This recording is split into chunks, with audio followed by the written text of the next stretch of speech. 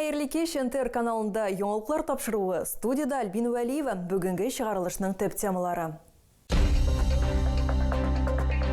Кадрлар үзгәреше. 36-нчы мәктәп директоры Башкарма комитет җитәкчесенең социаль мәсьәләләр буенча урынбасары итеп билгеләнде. Авария хәлендәге участоклар бетереләчәк. Юллардагы чокырларны ямау эшләре башлана. 12 тонна кирәк яраклар. Түбән Камадан шефлыкка алынган территорияләргә гуманитар йөк озатылды.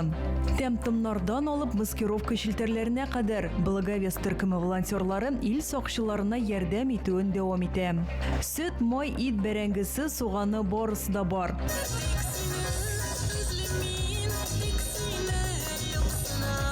Түбән Камада авыл хуҗалыгы ярминкәләре башланып китте. Язгы бозга чыгарга ярамый дип кисәтә коткаручылар. Кама елгасында аның калынлыгы якынча 30-40 см. Һава торышы да тотрыксыз, көннәр җылытуга бара. Бәхетсез очракларын булдырмау максатыннан ГИМС инспекторлары сулыклар тирәсендә даими рейдлар үткәрә. Якын көннәрдә вакытлыча коткару посты эшли башлаячак. Бу хакта алдагы материалда. Камада хәзер тынлык, гәрчә берничә көн элек кенә коткаручылар сүзләренчә елгада кешеләр күп булган. Балыкчылар да вазгыятьнең куркыныч булуын аңлыйлар ахры. Если положительная температура держится больше 3 дней, Әгәр һава температурасы 3 көн рәттән плюс торса, боз үзенең ныклыгын 25%-ка югалта һәм көпшәкләнә. Көз һәм кыш айларында бозга чыгып, аңа шакысалар, ул ватыла һәм чатнаган тавыш ишетелә. Яз көне кар боткасына үрелә, кешенең авырлыгын күтәрә алмый. Бәхеткә Түбән Кама районында боз астына китү очраклары теркәлмәгән. Кеше суднылар буенча дәүләт инспекциясе хезмәткәрләре сулыкларда даими рейдлар үткәрә. Якын көннәрдә Камада вакытлыча коткару посты эшли башлаячак. Кизү туры өзлексез булачак дигән сүз.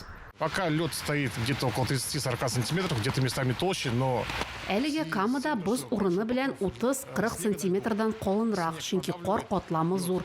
Тик ул тиз көпшәкләнә, шуңа күрә бозга чыгу катгый тыела. Күлләрдә исә боз калынрак, уртача 60 сантиметр, тик анда да уяу булырга кирәк. Бигрәк тә яр буйларында боз тиз эри, язгы көпшәк боз кешенең авырлыгын күтәрә алмый. Шуңа да суга төшеп китү куркынычы зур. Гөлия Нигъматуллина, Алмаз Кашаев, Максим Липин, НТР яңалыклары. Илдар Рамазанов Түбән Кама районы Башкарма комитеты җитәкчесенең социаль мәсьәләләр буенча урынбасары вазифасыннан китте. Бу урынга 2018 елдан бирле 36-нчы мәктәп директоры булып эшләгән Александра Офицерова билгеләнде. Кадрлар үзгәреше турында эшлекле дүшәмбе киңәшмәсендә Башкарма комитет җитәкчесе Рөстәм Латыпов хәбәр итте. Аның сүзләренчә, Илдар Рамазанов хезмәт эшчәнлеген Башкортстанның Октябрьский шәһәрендә дәвам итәчәк. Түбән Камада юллардагы чокырларны ямау эшләре башлана. Бу максатларга җирле бюджеттан 20 миллион сум күләмендә акча бүлеп бирелгән. Хәзер белгечләр авария хәлендә булган участокларның исемлеген төзиләр. Беренче чиратта эшчеләр машиналар күпләп йөри торган юлларга керәчәк, мәктәпләргә, хастаханәләргә һәм башка социаль объектларга керү юлларына аерым игътибар биреләчәк. Махсус хәрби операция башланганнан бирле Түбән Камадан 102-нче конвой шефлыкка алынган территорияләргә озатылды. Бу юлы Лисичанск халкы сорауы буенча 12 тонна йөк җыелды. Булар төзелеш материаллары, эшчә торган су һәм башка кирәк яраклар. Тартмаларда махсус хәрби операциядә катнашучы егетләр өчен әйберләр дә бар. Техника өчен запас частьләр, көнкүреш товарлары һәм шәхси посылкалар. Гуманитар ярдәм, волонтерлар, битараф булмаган шәһәрдәшләр, предприятие, кеше һәм урта бизнес вәкилләре ярдәме белән җыелды.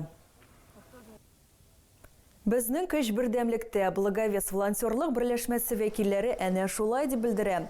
Кормалы, Будёновец һәм Городище авылларында яшәүчеләрне берләштергән төркем солдатларга даими рәвештә ярдәм итә.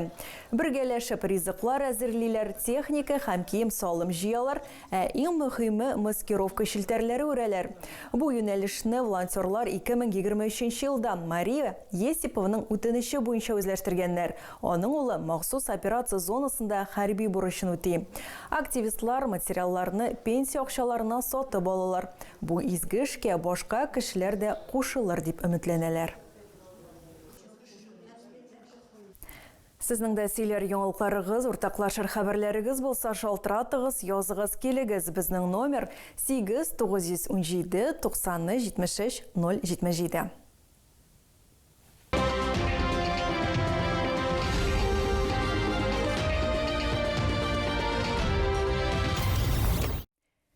Түбән Камда ул хуҗалыгы ярминкәләре башланып китте. Сатуга безнең һәм күрше район эшмәкәрләре җитештергән азык-төлек тәкъдим ителде. Булар ит, балык, козылык, бал һәм сөт продукциясе. Сәүдә эш мәйданчыкта Южный урамындагы Магнит гипермаркеты, Комета базары тирәсе һәм Камаланы бистәсендә оештырылды. Ярминкәләрнең ачылышында безнең төшерү төркеме булып кайтты. Южный урамындагы Магнит гипермаркеты янындагы мәйданчыкта ярминкәнең гөрләгән чагы. Сәүдә рәтләре өстәлләре муллыктан сыгылып тора. Ит, козылык, бал һәм сөт продукциясе ни кирәк шул бар. Биредә Түбән Кама һәм күрше район эшмәкәрләре үзләре җитештергән азык-төлек тәкъдим итә. Biz бик шат Түбән Камага килергә. Чыннан да монда халык килеп керү белән җылмаеп безне каршы алды. Алып килгән әйберләрне барысын да сатып бетердек. Икенче килгәндә инде без күбрәк тагын ассортиментны арттырып алып килербез дип өметләнеп калабыз. Түбән Камада авыл хуҗалыгы ярминкәләре башланып китте. Сәүдә рәтләрен шәһәр мэры Радмир Биляев һәм Дәүләт Думасы депутаты Айдар Метшин да карап чыктылар. Алар фермерлар һәм халык белән аралаштылар, сатуның ничек бару белән кызыксындылар. Хорошая возможность нашим сельчанам, Ярминкәләр безнең авыл хезмәтчәннәренә фермерларга үз продукцияларын сату, чәчү кампаниясына һәм алга таба эшчәнлеккә акча эшләү мөмкинлеге. Түбән Камалар экологик яктан чиста продукция сатып алалар. Ярминкәгә килүчеләр өчен җырлы биюле чыгышлар, балалар өчен уеннар, чәй эчү урыны да әзерләнә. Икенче атнада үз товарларын баулы фермерлар да тәкъдим итәчәкләр.